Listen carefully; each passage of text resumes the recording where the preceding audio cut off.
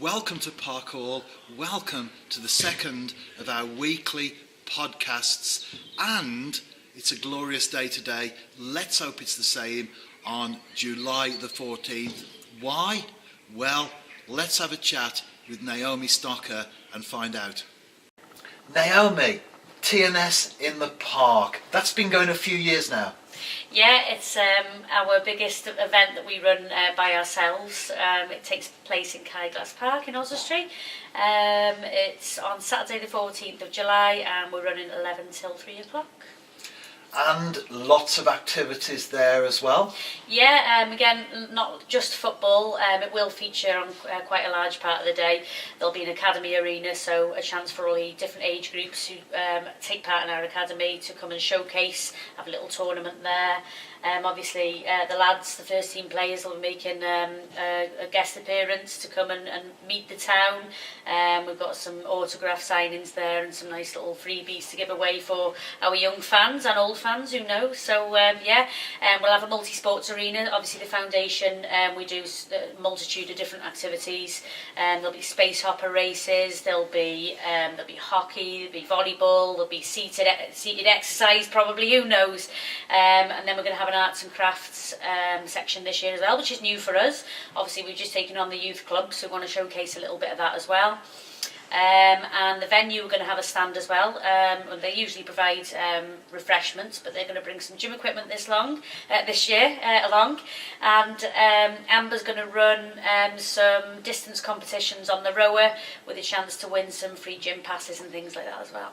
I'll tell you what, this sounds fantastic. How much does it all cost? Well, it's free of charge actually, so I mean, you'd be silly not to come along. There's so much to get involved in, all ages and abilities. You can bring a picnic along and have the full day there with us. You can drop in on your way through.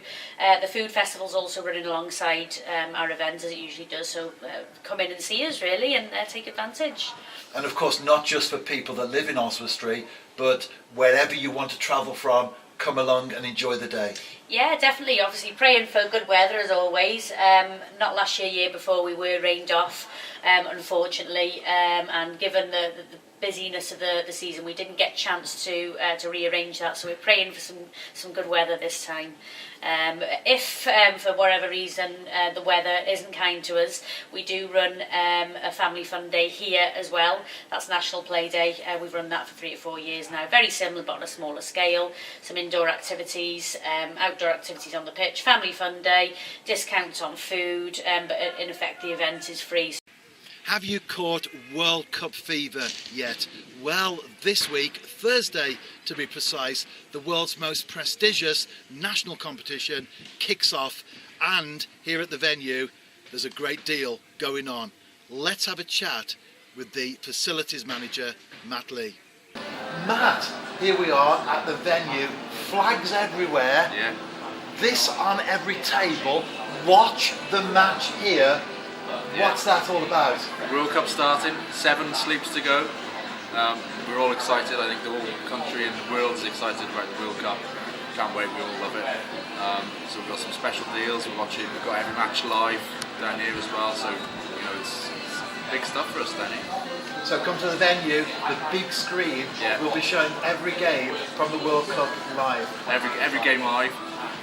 So if we've got 2 matches on, we'll have 1 on each screen. So don't miss out. You'll come down here. £2 a pint before the first goal scored as well. So cheap as chips. So if there are some nil-nils, it could be quite costly for you. Could be quite costly. Sore heads potentially as well. At stake there as well. But yeah, that's the risk we're taking. So come down and try it. £2 a pint. And I understand. Well, I know actually because I've had to go on it, but there is a sweepstake for the staff here at Park Hall. Yeah, staff sweepstake. Winner takes all as well. Some big money up for grabs in this one, man. Well, it's all about quality, not quantity, because I've had a couple of goes myself. Oh, who have you got? I got Egypt and Poland. Oh, Poland might be you never know. But I think, Matt, you've gone right to the very top. I've gone for England. They're my team, and never know. Young team. I think it's the youngest team ever from England. I think they could be in with a shout if they play the correct tactics. 1966, I was a young boy, and I remember quite clearly celebrating when England won the World Cup. Do you really? 2018, will I be celebrating again? I think this is probably our best chance for a while. I think, I love a young squad. I think they're full of energy, full of excitement, trying to do something different. I think they could be in the top 4 at least. Well, England to win the World Cup, you heard it here first. TNS's Champions League preparations are now well underway, and we paid a visit for the second year on the bounce to Manchester City's Etihad campus, where we took on a Jamie Vardy V9 Academy select side. While we were there, we had a chat first of all with our Chief Operating Officer Ian Williams, and then we caught up as always with manager Scott Ruscoe. Ian, the Vardy Academy invited again. It's another prestigious event that TNS is involved in. That's right, Stuart. It's the second year now that we've been invited down here to the Etihad. We're very pleased again that we've been invited down. The quality of football is very good. It's a little bit early, perhaps, in our preparations because the team went back until last Monday. But hopefully it will help in terms of our preparation going forward for our games in July. And you talk about preparation, there is a training camp in Portugal this season. Yeah, we've mixed it up a little bit this time. We're spending a couple of days in Portugal on Monday till Thursday, so I think that will go down well with the players. Like I said, I think the preparation for the games is key. So we're into the second week of our training next week, and a few days in Portugal I don't think will do anybody any harm.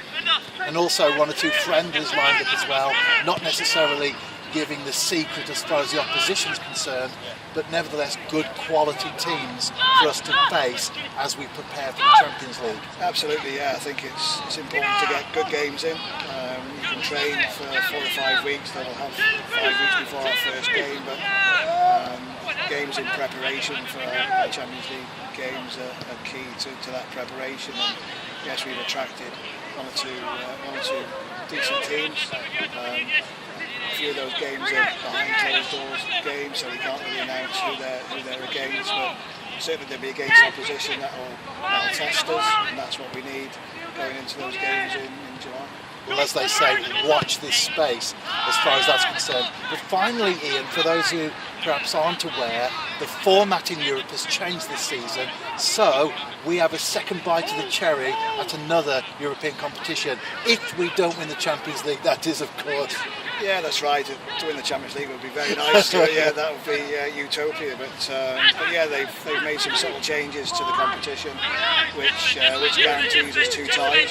So even if we don't win that first round game, we're automatically going into round 2 of the Europa League. And what they've created in the Europa League, which is slightly different from previous years, is they've created that Champions Path. So basically what will happen is everybody that loses in the Champions League will play each other in that Champions Path, so you're not going to play a team that's finished 2nd, 3rd, 4th in their respective league. So it gives those clubs that have come out of the Champions League another bite of the cherry, if you like, to hopefully progress in that competition. But obviously our focus is on that first round game in the Champions League. Hopefully we can progress into round 2, and who knows where that will take us from there. Scott, first week back at training, how's it gone? Yeah, really well. The fitness levels are really good, as I'd hoped they would be. The boys have had a plan for the off-season. It's a very short off-season, but they'll all come back in flying and in very good shape. And you've had an opportunity today to see the new look team for the season out there on the pitch. What were your thoughts? Yeah, very pleasing. Even second half, some of the younger players that stepped in and came on as a sub, obviously we were a little bit disjointed because first half we were very good. For 60 minutes we were excellent. And, when you do make changes, these things happen, but really pleased overall with the fitness, the way we played the ball, the way we played and passed the ball around, and the overall experience has been very good and worthwhile. And as well as the new players that have come into the club, the likes of CJ and Harry today also played. Good to see them. It always is, we always try and give them as many minutes as we can and hopefully bring them on quicker than we would expect, but always good to get the young boys involved when we can. And up next is a trip to Portugal. Yeah, that's right, we're looking forward to it. The boys are all looking forward to it too. We're going tomorrow night, we're travelling early Monday morning, so it'll be a good few days for us.